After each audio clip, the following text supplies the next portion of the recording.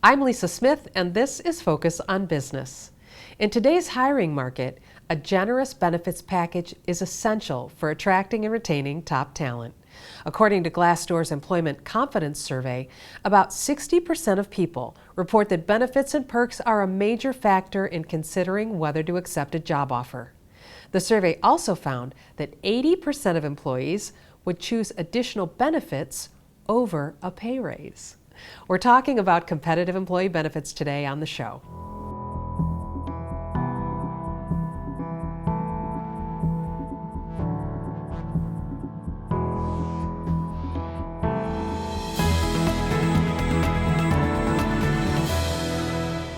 So we know that competitive employee benefits are critical, and it's a lot of work for a small company, even if you have 500 employees. You're going to need vendors. You're going to want to have those vendors be vetted, competent. What can SBAM do to help us with that? The one thing that we know here at SBAM is that small business owners, they're the CEO, they're the CFO, the VP of sales, the VP of human resources. They're wearing a lot of hats every day. And because they're wearing all those hats, they can't possibly be experts in every area, and that's where SBAM comes in. We have vetted products in a number of categories that go through a process of review. They're vetted by small business owners, they're created for small business owners, and they're meant to fill in the gaps that every small business has in both their employee benefits offerings, but also in other areas of their business. The categories that we talk about are employee benefits and health insurance, HR and compliance, information technology, and now the newest product we offer is cybersecurity. We have legal hotlines, we have an HR hotline, operations, the list goes on and on. What we want to make sure that our members and the small business community understand is that we have these products, they're all there, they're available for them. They come either at a price discount because of our volume, or it's simply a product or service that a small business owner can't get on their own. They go through the process, the member benefits committee reviews them and makes sure, and the board reviews them. So what the thought I'd like to leave everybody with is call us first. Our 800 number, 888 actually, 362-5461, or visit the SBAM website and view the products. And if we don't have something you're looking for, with 27 of us that are thinking about small business every day, if we don't have a product, chances are we know someone that does. Thank you. Here with me today is Scott Lyon and Eric Brogan. Thank you for being here today. We have an interesting show. Talking about employee benefits, Google is famous for over-the-top employee benefits. Those might include lunches by professional chefs. I mean, we're talking about Bon Appetit. Chair massages, yoga classes, haircuts at your desk. Twitter employees might enjoy 3 catered meals a day, on-site acupuncture, improv classes. But I think what we're seeing is that employee benefits have changed, the way that we perceive them, what they are, the category. What should you do if you can't afford those Google-sized benefits? You're right, Lisa. They have changed, and they will continue to change every year, every decade. However you measure time, things are different now than they were in 1970, and they'll be different again in 2050 from where they're at today.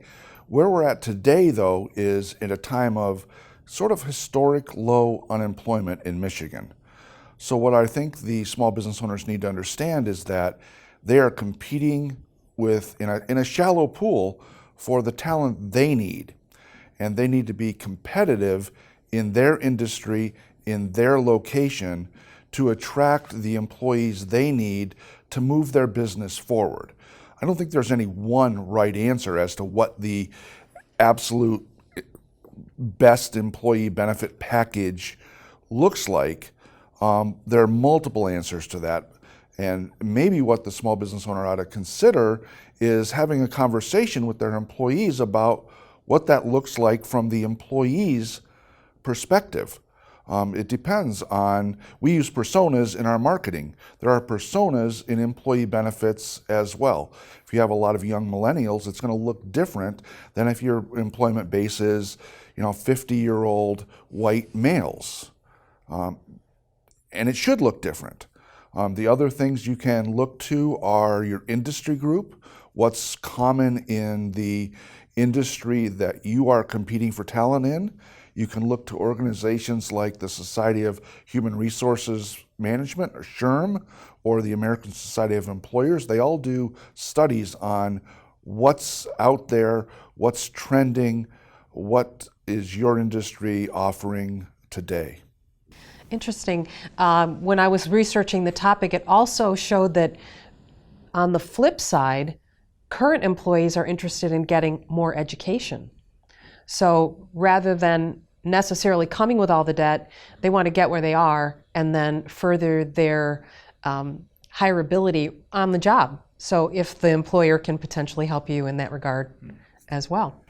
Yeah, there's a SHRM study that I saw, I think actually LinkedIn might have done it, reported in SHRM, but the answers to what's most important, what matters most to the employees, were really different than what I expected, what we might have seen 10 years ago. And it started with things like the nature of the work really matters. The opportunity to learn and to grow in your job matters. The people that you work with matter. If you're coming to work every day and you're just miserable because of the folks you work with, you're not going to stay around long. The culture, the work environment matters. What is happening with opportunities to bond with your employees, after hours, lunches, learning experience, things like that. Making goals, hitting the targets was reported as a really important thing, above things like getting a raise or getting a promotion, which in my era, I would say those are the things that were most attractive to my peers when I started, but not so much anymore. From a benefits perspective on that subject, what we're seeing is a huge increase in the voluntary benefits that are available. So these are things that are cost neutral to the employer because they are not paying. When I say voluntary benefits, that means employee paid. And it's a huge benefit if an employer would just offer things like voluntary dental or voluntary vision plans, even pet insurance, some crazy things like that people would think outside the box. So you're talking about it's offered through the company, but it's all paid by the employee? Correct. And that way, what the benefit to the employee is they're getting benefits they could not get on their own, but they're getting it at group discounts, using pre-tax dollars, so it's tax favorable benefits that way. And we'll have employers who would think, like we had a company a month ago that said we don't think we're going to get very good participation from a voluntary dental plan. Well, out of 150 employees, 89 enrolled in it at no cost to the employer, just because they were able to put it out on their platform and offer it as a potential benefit. That's fascinating. I've never even heard of that. And I think it is interesting because what you are talking about here, when I was hired in my first job, that was stuff that I would have considered culture. Pizza Fridays, ping pong tables. But if you hear the younger generation of workers talk, these are some things that I still think that they're culture, but they think that they're benefits. So, benefits most valued by job seekers. There was a study done, I think by Factol is what the study was called. Health, dental, vision was still at the top. But things that still made the list were things like team bonding events, an on-site gym, weekly free employee outings, take your employees bowling and suddenly they have a benefit, free coffee, free snacks, company-wide retreats, gym memberships, daycare, tuition assistance, as you said, paid maternity leave. These are more traditional, but we can't really have a serious conversation about competitive employee benefits without talking about health, dental, vision, the things that are still standard, because the Affordable Care Act has changed everything. Is that correct? For sure. And I think the one thing the employer needs to realize, there's no silver bullet there's no easy answer to the whole health insurance piece. It is expensive. But what we found back in 2014, when the Affordable Care Act was rolling out to small companies, the thought was, and even Blue Cross was predicting it, that about 20% of the small group market was going to go away. In other words, employers were going to pull the plug on their health insurance and just send people off to the exchange to find their own individual policies. Well, that didn't happen at all, not even close. And so what employers have found is it's still critical to offer a good health insurance plan that people can cost share, can buy into, and they cannot replace that on the exchange. Right now, if you're going to go out and find your own individual plan, you're going to find out you're going to have watered down benefits, less comprehensive. You're going to pay a lot more out of pocket through the premium. The costs are about 20% higher on the individual market, and it's not tax deductible. So even today, it's a huge value if an employer will at least offer a group plan. Let me give you an example. Last week I was over in Fenton, a company that's been around for about 10 years, great company. They've never offered health insurance to their employees. The employer agreed to set up a small group plan, do a very modest employer contribution, and a number of the employees were able to come off their individual plans, come on their employer-sponsored plans with better benefits, lower cost, and tax-deductible premiums. And it was a real win for both the employer and the employee with just a very modest employer contribution. You're right, Eric. I remember those predictions coming out of the insurance industry, and I would add one thing to that some companies did abandon their traditional group health insurance plan at about that time, nowhere near what the industry predicted they would. What we're seeing now are companies that did that having to put a group health plan back in to their employee benefit offerings in order to be able to compete. Especially in Michigan, what our members, what the small business community need to remember is that they're competing for talent against Ford and GM and Chrysler, the state of Michigan, the big Fortune 500 companies that are here, that a lot of people are used to the old union benefits. And if you don't have the basics covered of a health insurance plan, life and disability, retirement plan, things like that, you may never even get off the ground in that search for the talent that you need. Mm-hmm. And I want to say, so as a small business owner, we make it sound like, yep, you have to do this. It's simple. Go take a look at it. But you know that there's a lot to navigate here. There's a lot of barriers. We have always wanted to offer good benefit packages to our employees. But the barriers that we've run into, for example, have been if we had too many people that were on their spouse's plan and we were below a certain number, we got dropped by the insurance company. That actually happened. We wanted to offer benefits. The insurance company said, you don't have enough people, you're on your own. And so now we have a problem. So then we get enough people who need it again. Now we have an employee who's covered by their spouse's union insurance program. If we offer a lesser plan, that employee's spouse's rules say that they must take our plan, even though it's a worse plan.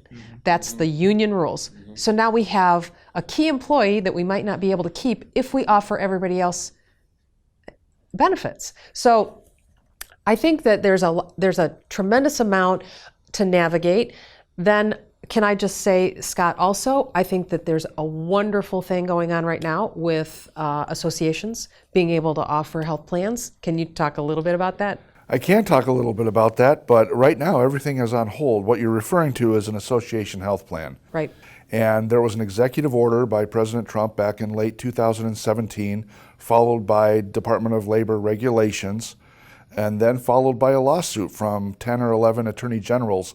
And they found a judge in the District of Columbia that agreed with them, that put association health plans, or the ability for an organization like SBAM to group purchase health insurance on behalf of their employee members.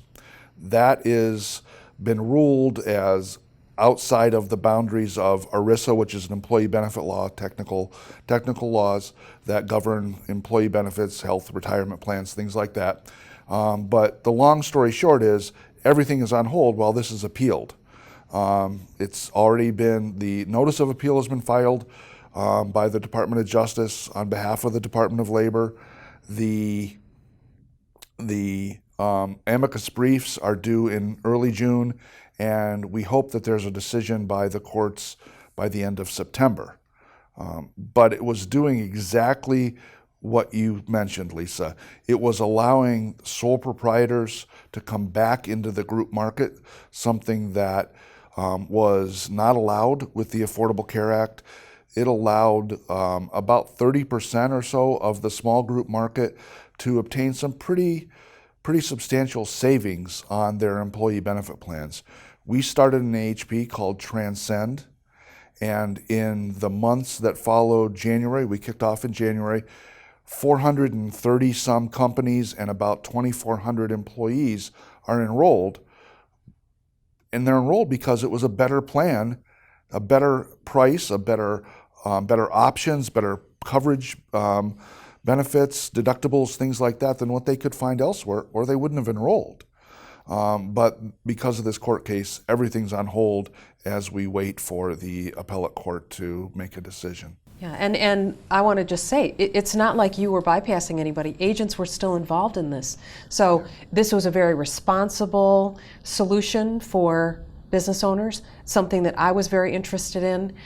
You know, the barriers to healthcare benefits are numerous. For one thing, and I know not everybody shares my view on this, you pay your premiums through your employer. If you have a major medical event and lose your job, you don't have benefits anymore. So the fact that it's just even through an employer, but then when you need it the very most, you lose your job, your benefits are gone. That to me is a really big cliff for people who have benefits. But that's just, it's a whole other story. I know it's very polarizing. I know it's very political. I know there's a lot of lobbying. I think the takeaway there is that the rules are changing. Yeah. And just because you thought things would be true 2 years ago doesn't make them true today. And you need to continue to work with a trusted advisor who can walk through those different scenarios and make sure you're getting the most bang for the buck for the benefit dollars that you spend as an employer. I completely agree. The agent that we worked with, also through the SBM plan, told us about the cafeteria plan so that people could have that payroll deduction and have it be a non-taxable or pre-tax payment, which is 20 to 30% less cost. That's a significant, when you're paying $1,000 or $2,000 a year out of pocket, that's a significant amount of money. That literally allows you to afford a dental program and a vision program for your family. In today's world, there's literally no excuse for a small employer not offering a Section 125, at least a premium-only plan that'll make that employee contribution a pre-tax event. They're cheap, they're easy to do, there's absolutely no excuse. If a small employer is sharing their premium costs with their employees, which almost all of them are today, there's no excuse not to have a Section 125 plan in place. Good advice, I agree. And a darn good plan. It's as important as marketing in a lot of ways, if you ask me. So we opened the show talking about Google and Twitter and the crazy things that technology has done to benefits and culture, that whole industry. But in the benefits side, technology has also changed benefits in a lot of ways. Eric, you were talking about that with me a little bit earlier. Sure. What do you mean by that? Well, technology has been slow to come to the employee benefits world, but it's here now.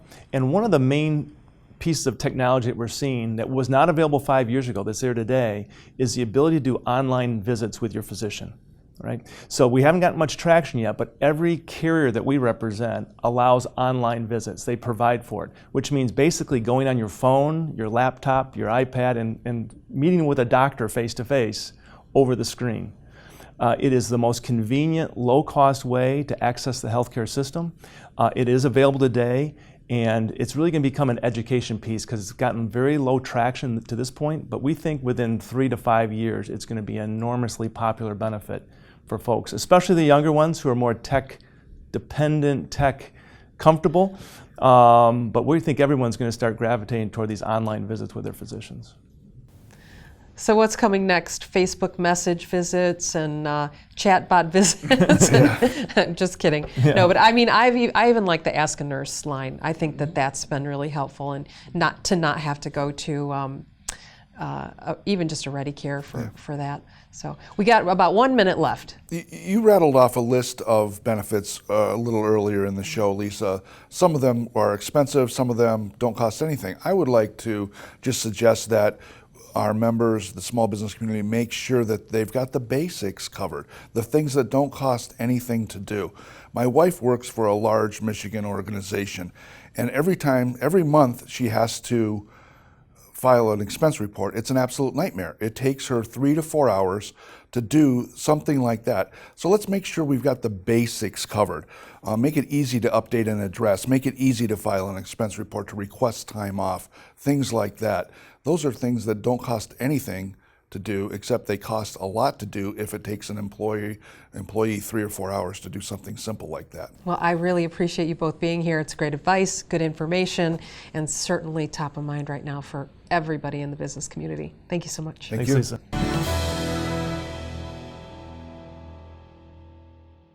Jeff, what role does IT play in competitive employee benefits? Well, it's a great question because people think about employee benefits as health insurance or some of the other things, but they don't think about technology. And especially among younger employees, they like the fact that they're going to have a new computer. They don't want to show up on the first day of work and have this 3-year-old computer with a square monitor from 1989. They want to use modern technology. Modern mobile devices like an iPhone. An iPhone's better than an Android device. It's a status sort of thing. So employers need to think about that when they're trying to attract employees.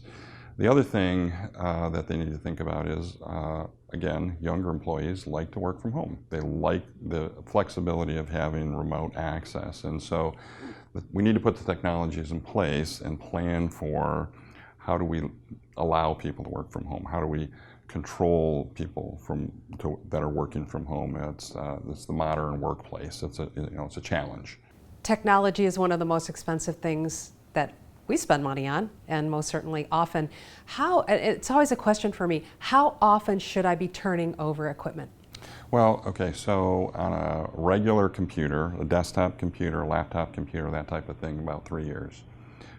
If you can get more life out of it, 4 years. Though the good thing is, when we're talking about these employee benefits, is you can rent or lease this equipment, so it now becomes a monthly expense, and you don't have a huge chunk up front. Just like you're paying for your health insurance every month, you are paying for the technology. You don't own it, you're leasing it, you're providing it to your employees, they're producing work, and everybody's happy.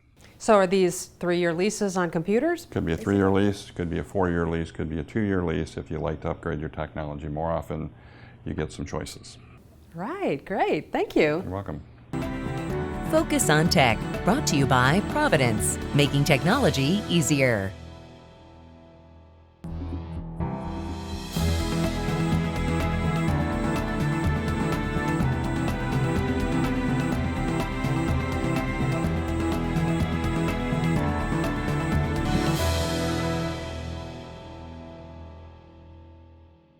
Thanks for being here. We're talking about competitive employee benefits, and banks play a fairly significant role in some of these benefits today. They do. Local banks can offer for small businesses, for their employees, direct deposit. Local banks generally tend to have the lowest fees and the best interest rates on checking and savings accounts for their employees. Local banks also a great place for small business customers, employees to go get a home loan. And also, if someone's looking to retire, most local banks have a wealth management person who can help someone with rolling over an IRA and how to set up distributions and all those types of things. So a local bank is a great place to go for small businesses to look for a little bit of help for their employees. What about healthcare? Healthcare is a big issue right now. We've seen many customers or many small businesses have moved to high deductible healthcare accounts or healthcare programs. The sister product to that is called a health savings account, which is just a savings account that's held at a bank. and money goes in there tax-free, and it is earned, you can earn interest on it, which is also not taxed, and those can be used to meet your deductible and pay for various medical services. And it is not a use it or lose it account. You can just save money in there and have it grow over time too if you're lucky enough not to have too many medical expenses. So a local bank is also a great place to have those set up for all of your employees. So if you want to set that up, talk to your banker about it. Absolutely, absolutely. They will. They'll generally be able to meet with you as a business owner or maybe your HR person and set up like a direct deposit or an automatic withdrawal every month for people who want to have that for all their customers. Excellent. Thank you so much. Thank you. Focus on Banking, brought to you by Michigan Bankers Association.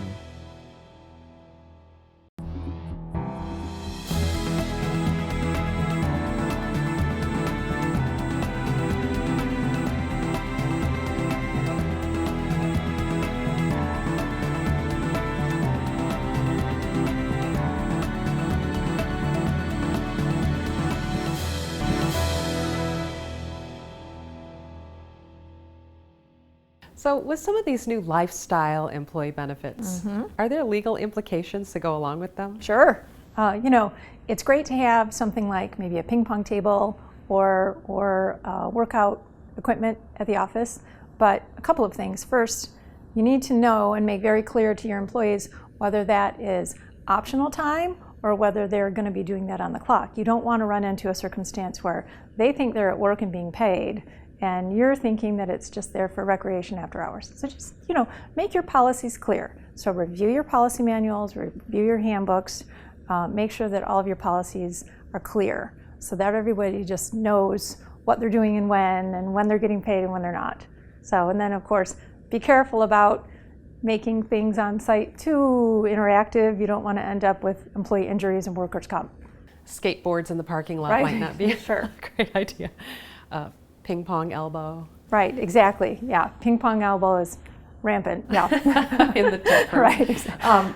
Employee benefits, they're all not created equal. Right, so of course not. So if you're looking to diversify the type of benefit you're giving for your employees, you're going to probably customize employee benefits for some employees, and they're going to be different. For example, a younger employee may want tuition reimbursement assistance, right? And another employee may want a different kind of medical benefit or more life insurance. You just need to make sure that the cash values of your benefits are the same so that you don't have inequity in what you're doing. Then you get into employment disputes, and you don't want to create problems. You want to make things easier. So just make sure that the cash values of what you're giving out to your employees are roughly the same for their level of employment. Understood. Right. Okay. Thank you very much. You're welcome. Appreciate it. Focus on Law, brought to you by Polachella and Associates, PLLC. When it comes to employee benefits, be true to your company and culture. Listen to your employees and seek out resources. Thanks for watching.